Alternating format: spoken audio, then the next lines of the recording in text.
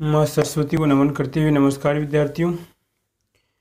तो हमने पिछली कक्षा के अंदर जिससे आपको क्या पढ़ लिया था, हमने ये जो आपके सिद्धांत थे लगभग जैसे परमाणु से संबंधित, वो सिद्धांत अपने कंप्लीट कर लिए। ठीक है, यानी कहने का मतलब है कि जो आपका 7वां लेसन है, इस 7वां लेसन का लगभग आपका अगर 2 पार्ट में अगर डिवाइड करते हैं तो आपका पहला पार्ट यहाँ पे कंप्लीट होता है। ठीक है, अब उसके बाद में आगे आता है कि हमने अब तक पढ़ा परमाणु के बारे में, इसके बारे में पढ़ा, परमाणु के बारे में पढ़ लिया। सीधी सी बात है, परमाणु ये होता है, परमाणु में ये होता है, ये बातें आपने पढ़ ली। अब जो आगे की बात देखो, यहाँ पर ध्यान से देखिए, देखो ध्यान से इधर। क्लास कौन सी है आपकी? अरे भाई क्लास आपकी 10th रहेगी। ठीक है,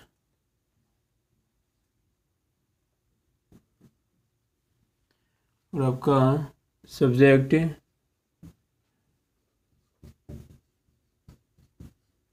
ठीक है। देखो ध्यान से इधर। अब देखो ध्यान से, हम जानते हैं कि जैसे आपका ये परमाणु है और ये क्या आपका परमाणु है, ये ए परमाणु और आपका बी परमाणु। अगर अलग अलग तत्व की मान रहे हैं तो वो तो क्या बनेगा, यहाँ पर अणु बनेगा। क्या बनेगा? अणु बनेगा। भाई ले बड़ा सा क्या बन जाएगा आपका सी, और ये अणु कहलाएगा। ये तो मॉलिक्यूल है और आपके हैं ये एटम है, यानी ये परमाणु है और ये भी क्या आपका परमाणु है। परमाणु अणु के बारे में अच्छे से जानते हैं कि 2 समान परमाणु भी हो सकते हैं, 2 आपके अलग अलग परमाणु भी हो सकते हैं। ठीक है, अब इसके बाद में आगे जो हम पढ़ेंगे वो पढ़ेंगे, जैसे मान लीजिए अगर समान परमाणु के बारे में। किसके बारे में? केवल समान परमाणु। जैसे मान लीजिए आपका कोई स्थान है, ठीक है, और इसमें ए आपके समान परमाणु है, ये पूरे क्या बने हुए इसमें परमाणु बने हुए। तो ऐसे बताइए, अगर जब किसी स्थान पर अगर समान परमाणु है या समान परमाणु है तो डाल्टन के अनुसार वो क्या कहलाएगा बताओ? डाल्टन के अनुसार यहाँ पे कहलाएगा वो तत्व कहलाएगा। क्या कहलाएगा? आपका तत्व कह सकते हो उसे। ठीक है, तो अब हम पढ़ेंगे आगे वाली जो बात पढ़ेंगे, किसके बारे में पढ़ेंगे? हम तत्व के बारे में पढ़ेंगे। आई बात समझ में? तो तत्व की परिभाषा क्या होती है? पहली बात तो तत्व होता है जो क्या होगा, इसमें 2 या 2 से अधिक समान परमाणु से मिलकर बनता है, वो क्या कहलाएगा? आपका तत्व कहलाता है। ठीक है, या अगर मान लीजिए इसमें जो अणु पाए जाते हैं, अणु के अंदर जो परमाणु होंगे वो सभी परमाणु क्या होते हैं? आपके समान होते हैं। ठीक है, अब देखो उसके बाद में कि तत्व हमारे दैनिक जीवन में कौन कौन सी क्या क्या तत्व पाए जाते हैं, कौन कौन से हैं। तो आप जैसे सुनते होंगे, जैसे कार्बन है, ऑक्सीजन है, इसके बाद सल्फर है, आपका नाइट्रोजन है। ठीक है, और आपका जैसे और इसकी बात करें यहाँ पे फ्लोरीन है, नियोन है, ये सभी क्या हैं? आपके तत्व हैं। यही बात समझ। तो लगभग अब तक की बात करें, अगर हम अब तक की बात करें तो 118 तत्व हैं जो आपको ये दिख रहे हैं ना, जो भी आसपास की चीज़ दिख रही है, जैसे आपका ये मार्कर है, या आपको जो बोर्ड दिख रहा है, जो ये मेरा शर्ट दिख रहा है, ये शायद आपको जो माइक दिख रहा है, ठीक है, या जो भी आपको आसपास वस्तु दिख रही हैं, वो उन सभी 118 तत्वों में से बनी हुई है। किसी में तत्व कम है, किसी में ज़्यादा है, किसी एक तत्व की बनी हुई है, कोई एक से अधिक तत्व की बनी हुई है। तो कहने का मतलब जो भी हमारे आसपास वस्तुएं हैं, उन सभी वस्तुओं के अंदर किसी में 2 तत्व होंगे, किसी में 4 होंगे। हम एक आधार पर कह सकते हैं कि जो आसपास की हमारी जो भी वस्तुएं हैं वो 118 तत्व से मिलकर बनी है। ठीक है, अब तक हमें प्रकृति के अंदर 118 तत्व की जानकारी प्राप्त हो चुकी है। ठीक है, अब दूसरी बात ये आती है, अगर स्टार्ट करें तो यहाँ पे आता है कि तत्वों का पहले परिभाषा कंप्लीट हो गई। परिभाषा क्या होगी इसमें? 2 या 2 से अधिक, 2 या 2 से अधिक समान परमाणु मिलकर क्या करते हैं? आपके तत्व का निर्माण करते हैं, या तत्व या सम परमाणु का समूह क्या कहलाएगा? समान परमाणु का समूह क्या कहलाता है? हमारा तत्व कहलाता है। अब अगली बात है, मेरे को एक बात बताओ आप, जैसे आप स्कूल कर, अभी तो आपकी जो भी है समस्या है, इसका हमारे पास कोई समाधान नहीं है। ठीक है, परंतु जब आप स्कूल जाओगे या ठीक है जाते होंगे, उसकी बात कर रहा हूँ मैं, तो ऐसे बताइए कि सभी विद्यार्थियों को, जैसे आपकी 12th तक स्कूल है, आपकी 12वीं तक स्कूल है, LKG UKG से लेकर के 12वीं तक स्कूल है। तो आप मेरे को इससे बताइए, क्या सभी को एक जगह बैठा के पढ़ाया जाता है? क्या सभी को एक जगह बैठा के पढ़ाया जाता है क्या? उनको क्या करते हैं? तो आप कहेंगे कि कुछ तो कहेंगे हाँ, अरे हाँ नहीं, अलग अलग, जैसे आपकी 10th क्लास अलग होती है, 6th अलग होती है, 7th अलग होती है, सभी को अलग अलग, ठीक है। तो आप इससे बताइए कि उनको हमने क्या कर दिया? वर्गीकृत कर दिया, डिवाइड कर दिया, ठीक है। तो पहली बात तो अभी पूछिए कि आपको वर्गीकृत करने की आवश्यकता क्यों हुई? आप सभी विद्यार्थियों को एक जगह बैठा कर क्यों नहीं पढ़ाया गया? ध्यान से सोचो आप। देखो यहीं से है, अगर हम बातों को ऐसे पढ़ेंगे तो आपको लंबे समय तक याद रहेगी, ठीक है। नहीं ऐसे तो आप जैसे हैं कि इधर एग्जाम आएगी, इससे पहले तो मेरे को लग रहा भूल जाएंगे अब। तो मैं आपसे पूछ रहा हूँ कि आपको या आपकी स्कूल में आपकी क्लासों को डिवाइड करने की आवश्यकता क्यों हुई? तो आप कहेंगे कि सर पढ़ाने में या मान लीजिए पढ़ने में ही क्या होती है, बिल्कुल आसानी होती है, बात सही है। तो यहाँ पर यह है कि जो आपको अलग किया गया है, आपको अलग अलग क्लासें बनाई गई है, वो एक तो आपकी उम्र के आधार पे भी है, एक आपकी ज्ञान के आधार पर भी है, ठीक है।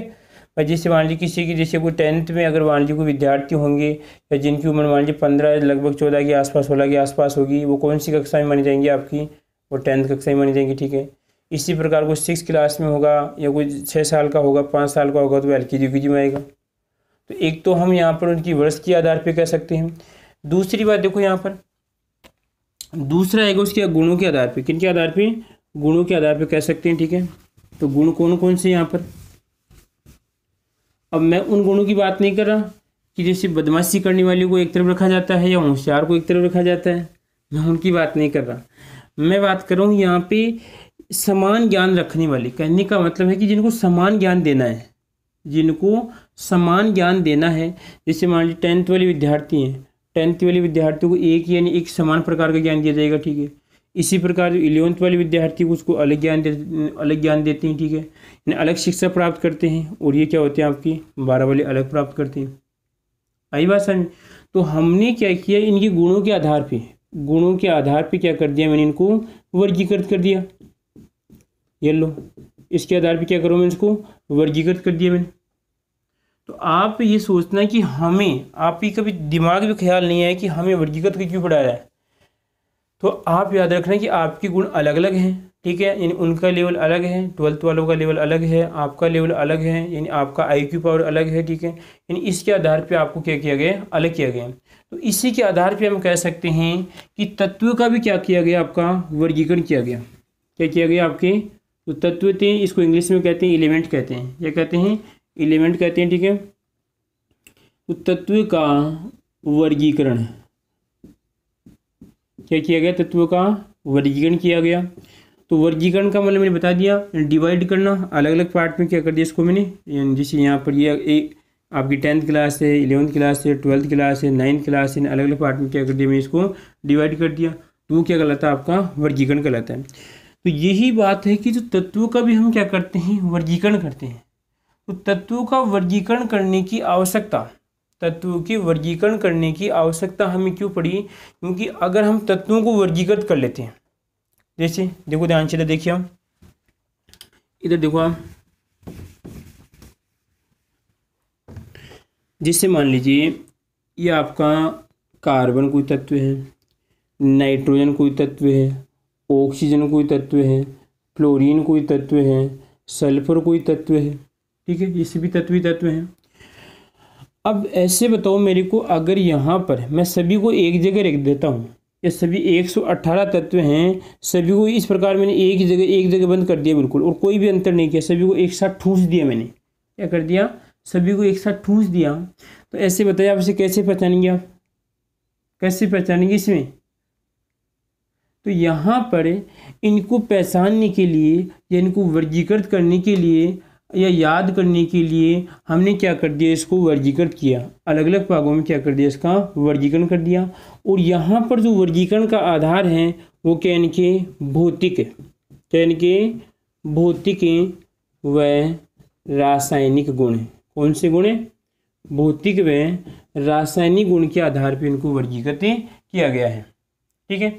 जैसे यहाँ पर इन दोनों को देखिए आप, ये दोनों क्या आपकी गैस पाई जाती है, तो कैसा गुण है इनका, भौतिक गुण है। इसके आधार पे क्या करेंगे, इसको हम एक या पास पास रहे या लगभग या एक ही पार्ट में रखेंगे, ठीक है। तो ये है स्थिति का, हम तो यही क्वेश्चन बनता है कि तत्वों का जो वर्गीकरण करते हैं, वर्गीकरण की आवश्यकता क्यों पड़ती है। वर्गीकरण के द्वारा हम तत्वों को आसानी से पहचान सकते हैं, ठीक है, और उनको या उनके जो गुण हैं, गुणों के आधार पर हम अलग अलग उसको डिवाइड कर सकते हैं, ठीक है, अलग अलग पार्ट बना सकते हैं। तो ये तो था हमारा यहाँ पे तत्वों का वर्गीकरण था, सीधी सी बात है, कोई सिंपल बात नहीं है। आगे देखो उसके बाद में अब आता है यहाँ पर तत्व की खोज की बात करें यहाँ पर कि कब कितने तत्व हमें मिले थे, कब कितने मिले, ठीक है। उसके बाद में क्या पढ़ेंगे, उसके बाद में पढ़ेंगे हम जैसे आपके कि तत्व का, जैसे अब ऐसे बताओ आप, जैसे हर स्कूलों की तो खैर मान लीजिए सेम परंपरा होती है, परंतु जो आवर्त सारणी तो यहाँ पे रखी गई, तो तत्वों को वर्गीकरण करने का तो फॉर्मेट बनाया गया। तो पहले वही जैसे परमाणु का हमने सिद्धांत पढ़ा, पहले कौन आया था आपका, महर्षि कणाद है। तो वैसे भी क्या होते हैं यहाँ पर अलग अलग विज्ञानी आते गए आते गए आते गए, जैसे वर्गीकरण में संशोधन होता गया और लास्ट में फिर एक नया वास्तविक वर्गीकरण दिया गया जो वर्तमान में चल रहा है, ठीक है। तो उसको हम लगभग ये जो भी आपकी क्लास बनेगी उसे पढ़ लेंगे। हम शुरुआत करते हैं, आज देखो ध्यान से। तो सबसे पहले कि लगभग जो हमारे तत्व हैं 1800 की बात करें, कब की बात करते हैं, 1800 की बात करें, कब की बात, अगर यहाँ से सोचें तो लगभग आज के 200 साल पहले की बात है। कब की बात है, 200 साल पहले की बात मान लेते हैं। देखो ध्यान से, 1800 में, 1800 जो ईस्वी थी आपकी, ठीक है, सन की बात करें, 1800 जो सन थी, उस सन के अंदर लगभग हमें 31 तत्व की जानकारी थी। कितनी तत्व की, 31 तत्व की जानकारी थी। आई बात समझ में, 1800 सन के अंदर में 31 तत्व की जानकारी थी, ठीक है।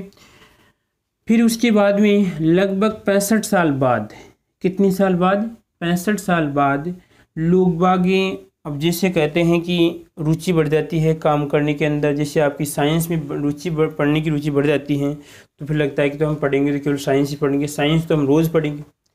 तो जब 1800 के अंदर 31 तत्व की हमें 31 तत्व की जानकारी, एलिमेंट की जानकारी हो गई, ठीक है, तो उसके बाद में लोग बाग छानबीन करने लगे, यार मैं भी कुछ नया चीज़ खोजूँ, मैं भी कुछ नया चीज़ खोजूँ।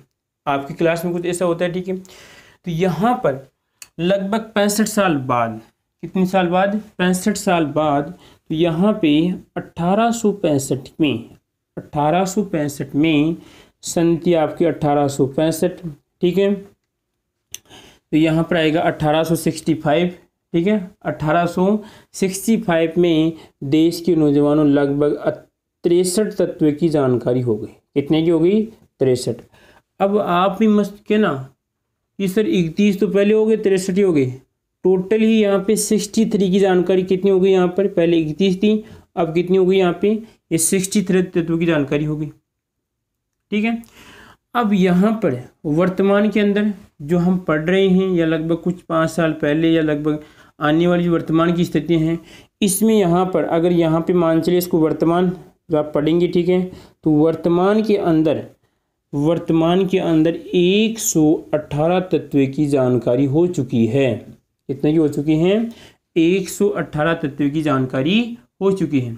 इस बात का ध्यान रखना आपको। 1800 में 31, 65 साल बाद, 65 साल बाद, अब आप ऐसे कहेंगे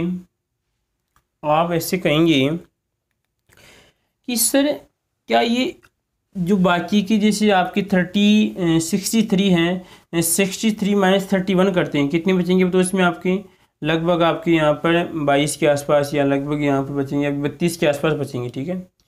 तो क्या 32 तत्व एक साथ खोजे गए थे, क्या लगभग 1865 में खोजे, बीच में नहीं। तो देखिए देश के नौजवानों, यहाँ पर हमारा कहने का मतलब है कि तत्व की जानकारी तो अब 31 है, जैसे 1800 से लगे हुए थे लोग बाग जानकारी करने के लिए लगे हुए थे। तो यहाँ पर 1865 जो आप 65 साल का अंतराल है, तो ये एक साथ नहीं, बीच में जैसे जानकारी होती गई, फिर बीच में थोड़ा बहुत दबाव खा गया। क्या खा गया, इसमें थोड़ा बहुत दबाव खा गए, यानी थोड़ा बहुत रुकाव हो गया। इसकी वजह से वहाँ पर इनको स्थायी कर दिया गया। अब तो 63 है, ठीक है। अब यहाँ पर उसी प्रकार यहाँ पर वर्तमान में बात करें तो यहाँ पर वर्तमान में 118 तत्व मान रहे। तो अब क्योंकि साइंस एक आपका परिवर्तनशील सब्जेक्ट है, कैसा सब्जेक्ट है, साइंस परिवर्तनशील सब्जेक्ट है। जैसे कैसे आप पहले महर्षि कणाद कह चुके थे भाई परमाणु ये होता है, लोग बाग मानने लगे। डोल्टन साहब जी ने ले लिया, ठप्पा लगा दिया कि ये बातें हैं, सब बातें और तो हो ही नहीं सकती।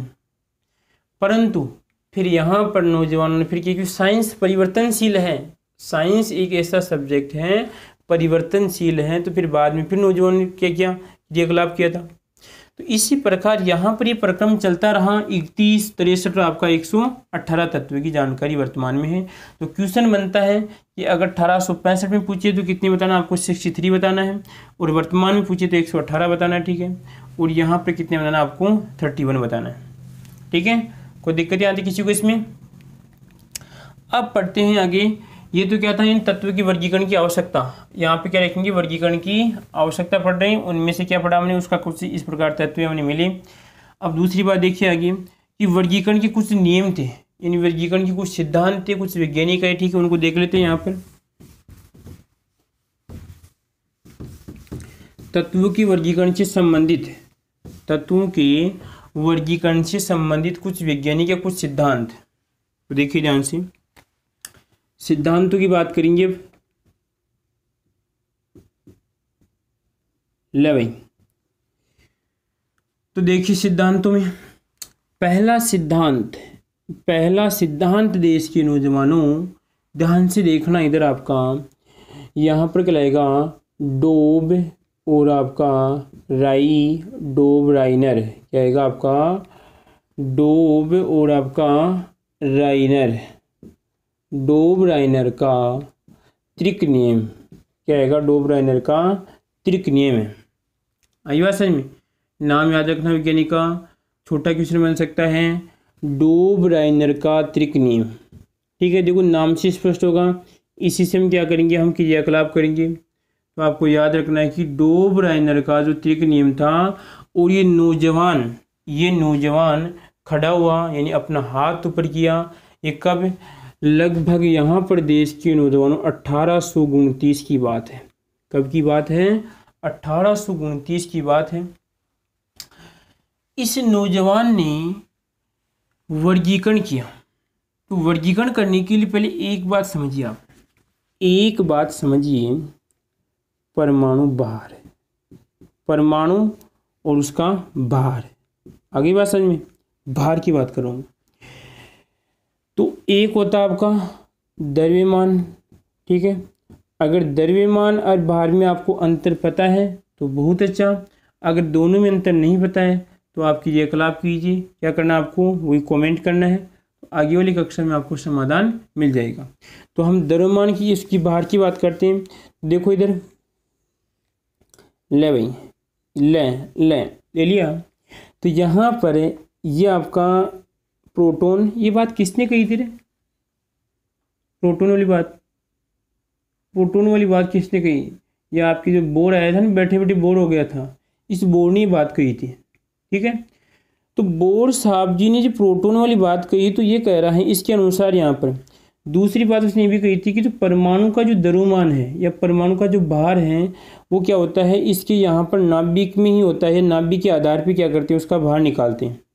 तो जो नाभिक का जितना भार होगा वही क्या होगा, परमाणु का भार होगा। आई बात समझ में भाई, नाभिक का जितना भार होगा, नाभिक का जितना, जैसे मान लीजिए इसका कितना है, अगर हम मान के देखें, जैसे मान लीजिए 2 पॉइंट आपकी 10 के बाद इसमें कुछ भी है तो उसका भी कितना होगा, इतना परमाणु का टोटल इतना होगा। ये नहीं कि इतना अगर बढ़ रहा है तो आप कहेंगे बड़ा होगा, वो नाभिक की डिपेंड करता है कि नाभिक का भार कितना है। नाभिक के अंदर क्या होता है, प्रोटॉन की बात करते हैं, तो अकॉर्डिंग टू सिलेबस बता रहे हैं, ठीक है। लेवल के अनुसार पढ़िए आप, ये नहीं कि हम केमिस्ट्री का, तो मैं आपको बहुत गहराई से भी ध्यान रखना इस बात का। तो यहाँ पर जो भार, जो नाभिक का भार होगा वो क्या होगा, आपका परमाणु का भार होगा, ठीक है। अब ये जो नौजवान था, डोब राइनर त्रिक, क्या था, डोब राइनर त्रिक था। इसने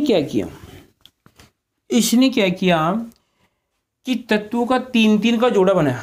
कितने का, 3-3 का जोड़ा बनाया भाई, 1 2 3 1 2 3, इस प्रकार से 3-3 का जोड़ा बनाया। अब जब इनने जोड़ा बनाया तो अब सीधी सी बात है कि आप भी कहेंगे कि सर जोड़ा बनाने का आधार क्या था, जोड़ा बनाने का आधार क्या था। तो यहाँ पे देखिए जब इस नौजवान ने 3-3 का जोड़ा बनाया तो यहाँ पर तो लिखूंगा मैं आपका तत्व लिखूंगा, क्या लिखूंगा मैं, तत्व लिखूंगा, ठीक है। और उसके बाद में क्या लिखूंगा, उसका परमाणु और ये भार, क्या लिखूंगा, परमाणु भार लिखूंगा, ठीक है। तो जैसे मान लीजिए आपका लिथियम, क्या लिख दिया मैंने, लिथियम लिख दिया, ठीक है। उसके बाद में लिख दिया सोडियम, क्या लिख दिया मैंने, सोडियम। देखो क्या है, मैं लिख रहा हूँ साथ साथ तालने इसको, लिथियम, ये ध्यान रखना, मैं याद करवा के छोड़ूंगा, तो इस बात को आप दिमाग से निकाल देना कि लिखना नहीं है, अभी से रख दो याद करने के लिए। एक एक लगभग हमें 118 याद करने, 118 याद करने, तो अभी से याद करने के लग जाओ आप, ठीक है। तो ये तो क्या Li कहलाएगा आपका ली और आपका थियम, क्या है आप तो लिथियम है, और ये क्या आपका सोडियम है, ला भाई सोडियम, और आपका पोटेशियम, क्या आएगा आपका पोटेशियम, ये आ गया आपका पोटेशियम, ठीक है। तो इसका तो यहाँ पर लिथियम, इसका मैंने क्या लिख दिया। अब क्या लिखूँ, देखो लिथियम का जो परमाणु भार होता है वो देश के में कितना होता है आपका 7 होता है, सोडियम का कितना होता है 23 होता है, और जो पोटेशियम होता है, इस पोटेशियम का जो भार होता है देश के नौजवान कितना होता है, यहाँ पर अगर 39, कितना हो जाएगा आपका 39, ठीक है। अब देखो यहाँ पर इस नौजवान ने कहा कि जब 3-3 का जोड़ा बनाया, कितने का ना इसने 3-3 का जोड़ा बनाया, ठीक है।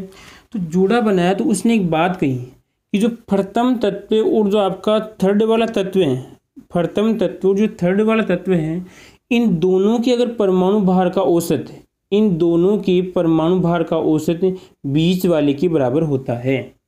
क्या होता है, प्रथम और जो थर्ड वाला तत्व है, इन दोनों की परमाणु भार का औसत, औसत का मतलब ये है कि यहाँ पे 7 प्लस आपका 7 + 39, और यहाँ पर अब 2 है। औसत कैसे निकालते हैं मैथ में, यहाँ पे और जो भी राशि है राशियों का योग और कितनी संख्या यहाँ पे 2, तो यहाँ पर 1 और 2 ले रहे हैं, ठीक है। तो कितना आएगा बताओ, यहाँ पर लगभग 46 आएगा, और ये क्या आएगा, तो यहाँ पर कितना आएगा बताओ 23, तो यहाँ पर कितना आ गया बताओ 30 आ गया। क्या कही नौजवान ने बात कि जो प्रथम तत्व और जो आपका थर्ड वाला तत्व है, इन तत्वों की परमाणु भार का औसत क्या होता है, बीच वाले तत्व के बराबर होता है, ठीक है। और देखो दूसरी बात, और भी उदाहरण बताइए नौजवान ने, और उदाहरण लीजिए आप। इसी प्रकार इसने एक और कहा यहाँ पर, तो एलिमेंट लिखे यहाँ पर आएंगे आपके तत्व लिखेंगे, ठीक है। तो तत्व में क्या लगेगा, अगर यहाँ पर आपका लिथियम आ रहा है, यहाँ पे सोडियम आ रहा है, ठीक है। आगे आएगा इसके बाद में, देखो लिथियम के बाद में इस नौजवान ने लिया, अगर यहाँ पे लिथियम आता है, सोडियम आता है, आपका पोटेशियम आता है, तो 83 के आधार पे आएगा आपका स्ट्रोंटियम SR आएगा, आपका स्ट्रोंटियम आ रहा है SR आएगा, ठीक है। इसी प्रकार यहाँ पर देखिए अगर SR आ रहा है तो यहाँ पर आएगा आपका कैल्शियम आएगा, क्या आएगा आपका कैल्शियम। देखते हैं, अभी कर लेंगे, किसी को घबराने की आवश्यकता नहीं है, एडजस्ट कर लेंगे मैं क्यों को यहाँ पर, ठीक है। और यहाँ पर क्या आएगा आपका B, और आपका यहाँ पर बेरियम आएगा, ठीक है। अब इनका यहाँ पर इसका परमाणु भार, इसका परमाणु भार देखेंगे, ठीक है। तो इसका कितना आएगा, इसका होता है 20 होता है, इस स्ट्रोंटियम का होता है देश के दोनों 88 होता है, और इसका होता है 137, कितना होता है 137 होता है। तो जब आप वही सीधी सी बात है, इन फर्स्ट और सेकंड, फर्स्ट और थर्ड का औसत निकालेंगे, लगभग किसके बराबर आएगा बताऊँ, 88 के बराबर आएगा। किसके बराबर आएगा, 88 के बराबर आएगा। तो यहाँ पे देखो निकाल लीजिए आप, 20 प्लस कितना है आपका, सॉरी 1 मिनट, कैल्शियम है यहाँ पे कितना आएगा, इसका 40 आएगा भाई, कितना आएगा 40 आएगा, ठीक है। तो यहाँ पे आएगा 40 और 137 जोड़ लो कितने होते हैं, यहाँ पे 7 और यहाँ पे कितने 7 और 1, इसमें 2 का भाग देंगे कितना आएगा बताऊँ, तो यहाँ पे आएगा 8, और उसके बाद में आएगा 8 पॉइंट कितना आएगा आपका 5, इसको चाहेगा जो भी है आप एडजस्ट कर लेना। यहाँ पर आएगा 88 के आसपास, तो 20 वाला आ रहा है इसमें। तो वही बात स्पष्ट इसमें कि फर्स्ट और आपके थर्ड वाले का अगर परमाणु भार का औसत निकालते हैं, परमाणु भार का क्या निकालते हैं, यहाँ पे औसत निकाला तो बीच वाले क्या होता है, बराबर आता है, ठीक है। इसी प्रकार और देखिए, और देखो यहाँ पर और यहाँ लिखिए, और लिखें तो यहाँ पर क्या आएगा आपका, जैसे क्लोरीन आ गया, ठीक है। यहाँ पर तो क्या आपका क्लोरीन है, ये तो देखो ये तो कैल्शियम है, ये आपका स्ट्रोंटियम है, क्या आपका स्ट्रो और आपका स्टोनटियम, ले भाई स्टोन और आपका टियम, स्टोनटियम है, ये आपका बेरियम है। अभी साथ साथ लिखते रहो तो कोई दिक्कत नहीं आएगी, ठीक है। और ये क्या आपका कैल्शियम है, क्या आपका केल और आपका सीएम, ठीक है। बोलो कोई दिक्कत किसी को इसमें, कोई समस्या? क्या पढ़ा हमने यहाँ तक? फिर देखिए हमने पढ़ा देश के नौजवान यहाँ पर आपकी क्लोरीन पली, ठीक है। क्या पढ़ी हमने? क्लोरीन पली, ठीक है। उसके बाद में पढ़ेंगे यहाँ पर, हाँ क्लोरीन की देखिए, उसके बाद में आएगा आपका ब्रोमीन और यहाँ पर क्या आएगा लास्ट में आपका आयोडीन। तो अब इसका परमाणु भार देखते हैं कितना होता है, 35 कितना होता है इसका, 35 होता है। इसका कितना होता है, 80 होता है। और इसका होता है 127, कितना होता है 127। जब आप इन दोनों को जोड़ना है, इन औसत निकालना है दोनों का, ठीक है। तो औसत कितना आएगा वो तो 35 प्लस कितना आएगा 127, और उसके बाद में कितना आएगा 2 का भाग देंगे तो कितना आएगा आपके 2, और यहाँ पे कितना आएगा 5, यहाँ पे 6, और यहाँ पे कितना आएगा 162, तो इसमें 8, और उसके बाद में कितना आएगा रे, कितना आएगा 80, तो वहाँ पे 1 आएगा, कितना आएगा आपका 1, तो लगभग कितना आ रहा है, इसके आसपास आ रहा है, ठीक है। तो बात क्या थी, सीधी सी बात है यहाँ पर कि डोबराइनर के अनुसार क्या था, त्रिक के अनुसार जो आपका प्रथम और अंतिम तत्व का जो परमाणु भार का औसत बीच वाले क्या होता है, बराबर होता है। यहाँ पर इसके बराबर है, इसके लगभग इसके बराबर आ रहा है, ठीक है। कोई दिक्कत किसी को इसमें? या आपको इस प्रकार क्वेश्चन पूछ सकता है, देखो कैसे पूछ सकता है आपको देगा यहाँ पर, जैसे दे दिया आपका लिथियम और आपको दे दिया जाएगा पोटेशियम दे दिया, ठीक है। तो आपको बताएगा कि डोबराइनर के अनुसार बीच वाले तत्व कौन सा आएगा। तो अगर आपको वैसे याद है तो आप लिख सकते हैं कौन सा आएगा आपका, सोडियम आएगा। या वैसे लिख सकते हैं लिथियम का कितना बताओ 7 है, और उसका कितना बताओ पोटेशियम कितना है आपका 39 है। तो इसके बाद दोनों का आंसर निकल कितना आएगा आपका 40 की बात करते हैं, 23 के आसपास कितना आएगा आपका सोडियम आएगा। तो इस प्रकार आपको 2 तत्व देकर आपका तीसरे तत्व पूछ सकता है। ये आपको याद रखना किसकी थी, डोबराइनर का ये त्रिक नियम था, इसमें कोई किसी को दिक्कत है। परंतु फिर बाद में क्या होता है कि ये जो सिस्टम है केवल यहाँ तक सीमित है, आगे अगर जानकारी नहीं दे सकता है। परंतु हमें तो 118 को अलग करना है, ये तो केवल यहाँ पे कुछ नोकी जानकारी दे रहा है, ठीक है। तो ये भी आगे क्या होता है आपका फिर सफल नहीं होता है, ठीक है। आगे जो हमारे प्रयोग हैं या आगे जो सिद्धांत है वो हम आगे वाली कक्षा में देखेंगे, ठीक है।